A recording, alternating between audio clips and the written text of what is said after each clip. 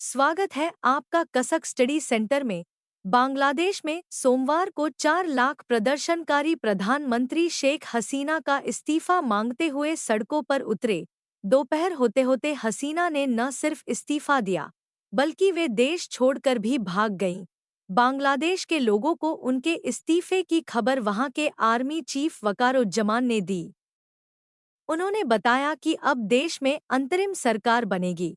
Reports के मुताबिक शेख हसीना ने बांग्लादेश छोड़ते वक्त मांग की थी कि उन्हें अपनी सफाई में देश के नाम एक मैसेज रिकॉर्ड करने दिया जाए।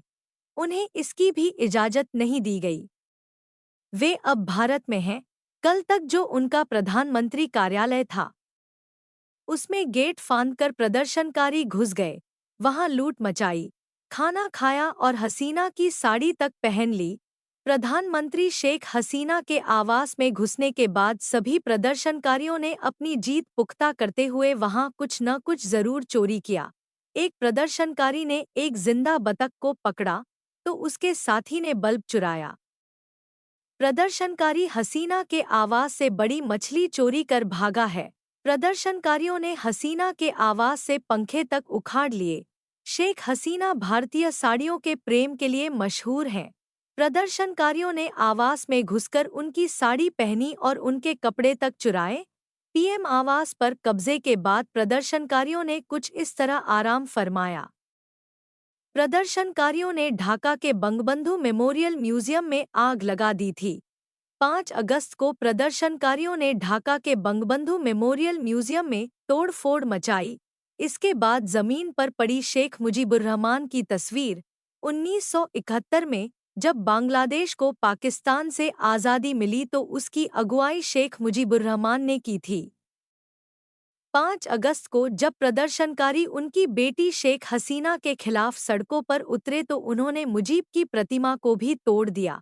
यह तस्वीर बांग्लादेश के इतिहास में हमेशा के लिए दर्ज हो गई। बांग्लादेश की सेना पर आरोप है कि जब प्रदर्शनकारी हसीना सरकार के खिलाफ उग्र हो रहे थे तो आर्मी ने एक्शन नहीं लिया। बांग्लादेश में शेख हसीना लगातार 15 साल से सत्ता में थी। सोमवार को जब उनसे सत्ता छीनी गई तो प्रदर्शनकारी सीधे प्रधानमंत्री आवास पर पहुंचे। वहां बांग्लादेश का झंडा भी फहराया। प्रदर्शनकारियों ने 215 एकड़ में फैली बांग्लादेश की संसद की बिल्डिंग को भी घेर लिया। इस संसद भवन में 6 महीने पहले ही हसीना ने 5वीं बार प्रधानमंत्री पद की शपथ ली थी। बांग्लादेश में आर्मी चीफ से मुलाकात के बाद राष्ट्रपति ने घोषणा की है कि गिरफ्तार किए गए सभी प्रदर्शनकारी छात्रों को रिहा कर दिया जाएगा। प्रदर्शनकारियों ने हसीना के देश से निकलने की खुशी मनाई। बांग्लादेश में रविवार यानी 4 अगस्त से ही हालात बिगड़ने शुरू हो गए थे। पूरे देश में कर्फ्यू लगा दिया गया था। सेना तैनात कर दी गई थी। ढाका ट्रिब्यून के मुताबिक प्रदर्शनकारियों ने जेसोर में शेख हसीना की अवामी लीग पार्टी के नेता के होटल में आग लगा दी। इससे 108 लोगों की मौत हो गई।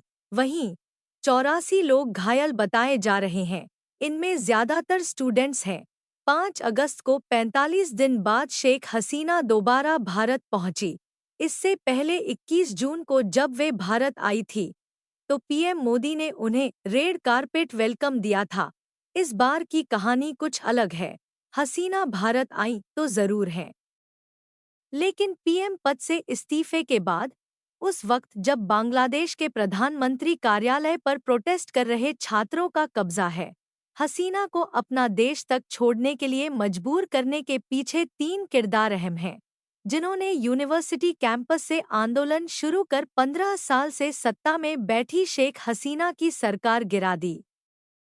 अब एक-एक कर बांग्लादेश के आंदोलन को शुरू करने वाले उन 3 छात्र नेताओं के संघर्ष की कहानी।